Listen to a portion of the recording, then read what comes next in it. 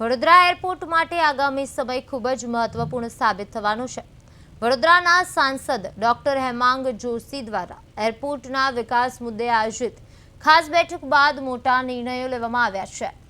આગામી એક મહિનામાં જ વડોદરા એરપોર્ટ પરથી કાર્ગો સેવાનો પ્રારંભ કરવામાં આવશે।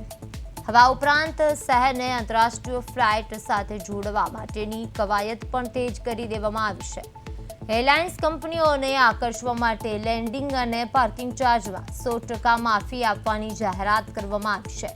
વડોદરાથી ચેન્નઈ અને ગોવા જેવી રૂટની બંધ પડેલી ફ્લાઇટો પણ ફરી શરૂ કરવા અંગે એરલાઇન્સને સૂચના આપવામાં આવી છે।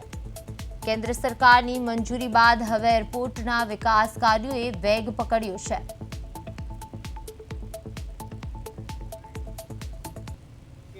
વડોદરાને આવનારા એક મહિનાની અંદર કાર્ગો સુવિધા વડોદરા એરપોર્ટથી શરૂ થઈ શકશે અને જ્યારે વાઇબ્રન્ટ ગુજરાત રિજનલ સમિટ એ આ જ મહિનાની અંદર વડોદરામાં થવા જઈ રહ્યું છે ત્યારે આપના માધ્યમથી તમામ ઉદ્યોગકારોને તમામ મોટા ઉદ્યોગોને પણ હું અપીલ કરું છું કે આપના માટે અને આપના એમ્પ્લોઈઝ માટેનું એક પ્રિફર્ડ ડેસ્ટિનેશન જો કોઈ હોય તો એ વડોદરા